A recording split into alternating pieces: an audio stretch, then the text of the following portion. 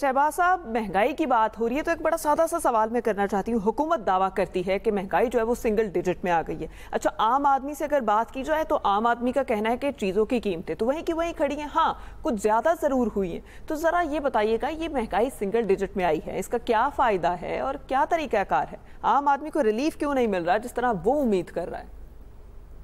अच्छा, एक तो वेरी क्विकली मैं एंडोर्स करता हूँ जो आमिर साहब कह रहे हैं।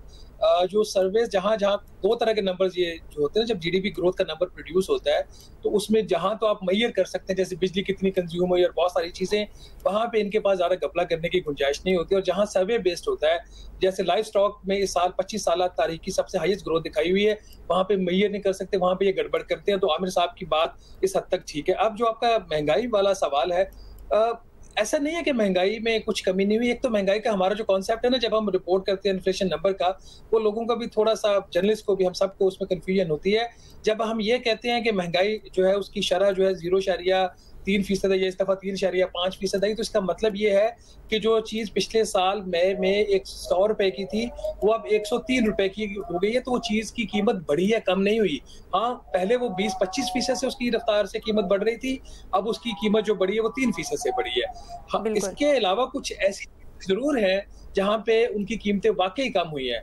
आपके जैसे सब्जियाँ हैं, आपके प्याज़ है, ख़ास तौर पर जो गंदुम है, गंदुम का रेट आज से 2 साल पहले ₹5,500 फ़ी 40 किलो चला गया था। अभी भी वो रेट 2,500, 2,300, 2,800 के रेंज में वेरी कर रहा है। तो जो एग्रीकल्चर का सेक्टर है, वहाँ पे कीमतें कम हुई हैं।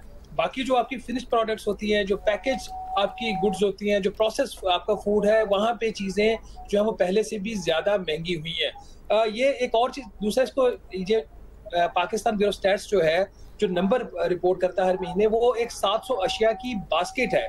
उन 700 गुड्स की वो कीमत जो है हर महीने वो देखता है उसमें कितनी कमी और उसमें कम इज़ाफ़ा हुआ है या उसमें कमी हुई है। लेकिन इसके अलावा 700 चीज़ों के अलावा बहुत सारी हज़ारों ऐसी अशिया जो पाकिस्तान की मार्केट्स में बिक रही हैं, लेकिन वो पीबीएस की बास्केट का हिस्सा नहीं है। तो जो चीज़ पीबीएस की बास्केट का हिस्सा ही नहीं है, उसकी प्राइस ही मुहैया नहीं हो रही। और जिस बेस के ऊपर ये चीज़ मुहैया हो रही होती है, वो एक बड़ी लिमिटेड बेस है। तो इसलिए इस तरह की जो कन्फ्यूजन है, वो हमेशा लोगों में रहेगी। थोड़ा-सा हमारा ये काम होता है कि हमें उन्हें बताना है कि महँगाई के बढ़ने की जो रफ़्तार कम होने का मकसद ये नहीं है कि चीज़ सस्ती हो गई है। इसका इसका मकसद ये है, इसका मतलब ये है कि जो पिछले साल के मुकाबले में इसकी जो कीमत बढ़ी है, वो 3%, 5% या 20% बढ़ी है। सिर्फ़ इस हद तक लोगों को बताना है।